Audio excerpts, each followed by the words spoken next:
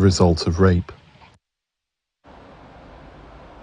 Moving on, peaceful societies enjoy greater income growth, stronger currencies, and higher foreign investment, not to mention political stability and a greater sense of happiness among their citizens. The 2023 Global Peace Index report was just launched yesterday, and we're set to have a conversation around the key highlights of this annual report. Joining us to add to this conversation is Thomas Morgan, who's joining us virtually. He's the Associate Director of Research at the Institute for Economics and Peace. He's joining us virtually all the way from London. It's a pleasure to have you with us, Thomas. And just getting right into it, perhaps beginning closer home right here in Kenya, we've been ranked 117th in terms of the most peaceful country in the world and 26th most peaceful in sub-Saharan Africa. Last year, according to the Global Peace Index report, Kenya was ranked 120th. So we've climbed up 3 positions. Kindly begin with what exactly is this score attributed to? What were the deciding factors? So yes, that's correct. On the 2023 Global Peace Index, Kenya is ranked 117th and has improved a small number of places in the rankings, and yes, is now 26th in the sub-Saharan Africa region. And this can be attributed to a number of factors. There were improvements in the incarceration rate in Kenya, which fell. The homicide rate fell as well, continuing a trend that we've seen for a number of years. And so now Kenya, for example, has a lower homicide rate than the United States of America, to give a comparison.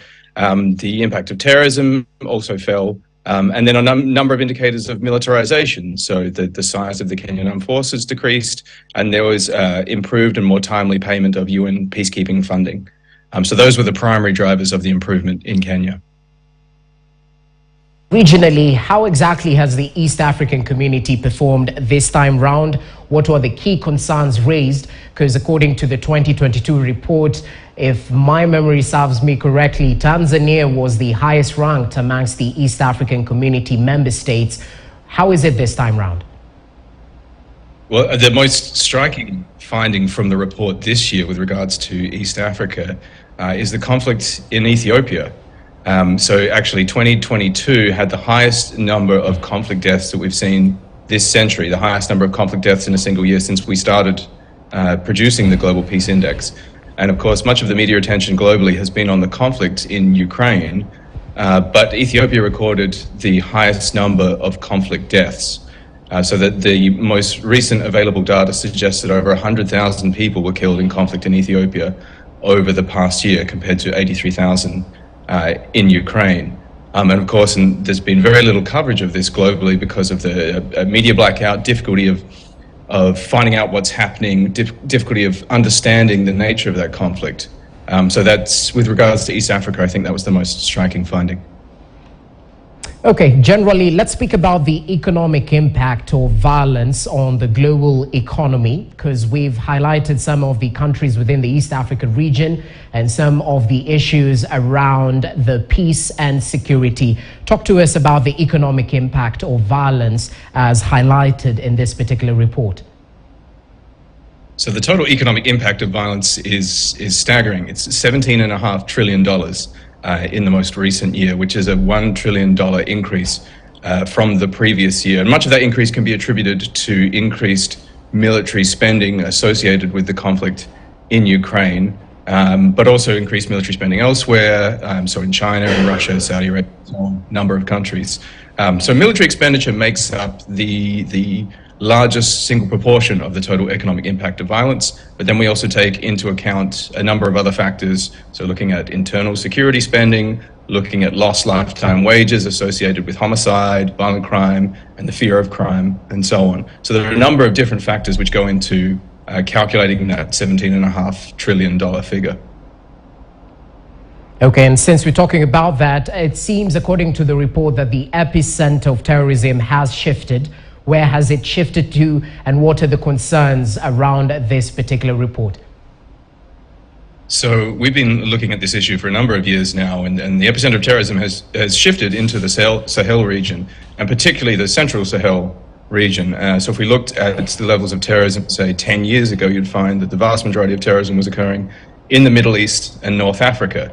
And there's been a southward shift into the Sahel region, where you have a number of different conflicts with both resource and economic and ethnic factors associated with them, becoming caught up in that broader terrorism narrative. So that's where we see the epicenter of terrorism now, and that's particularly troubling because there are not only a number of concerns around resources, but also concerns around climate and ecological threat. And actually, the conflict in the Central Sahel is a very good example of the way you can have conflicts in one area of the world affecting conflicts elsewhere.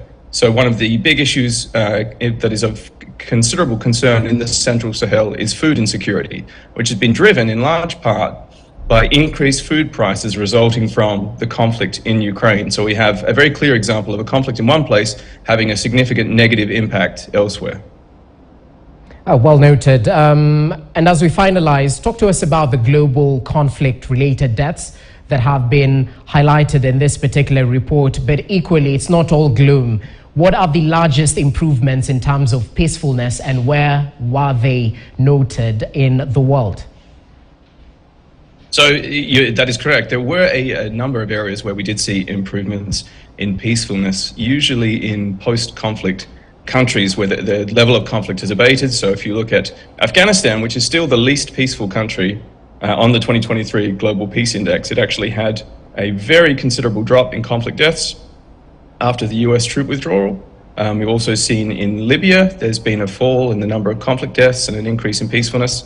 And we also looked at a number of countries in coastal West Africa and found that since 2008, there have been quite considerable increases in peacefulness in many of those countries. And in fact, if you look at coastal West Africa in 2022, and you look at just one of the indicators, which is the impact of terrorism, along coastal West Africa, from Morocco down to Ghana, there was not a single death from terrorism in 2022, which is quite remarkable given the high levels of terrorist activity you see in the neighboring Central Sahel region. Okay, well noted. Thanks for your time. Thomas Morgan just joining us, highlighting some of the key highlights around the Global Peace Index Report 2023 that has just been launched yesterday. Make sure you articulate well with that particular report and go through it so as to highlight some of the key highlights, including how Kenya has risen 3 positions to be ranked 117th most peaceful country in the world. Thanks for your time, Thomas. All right, shifting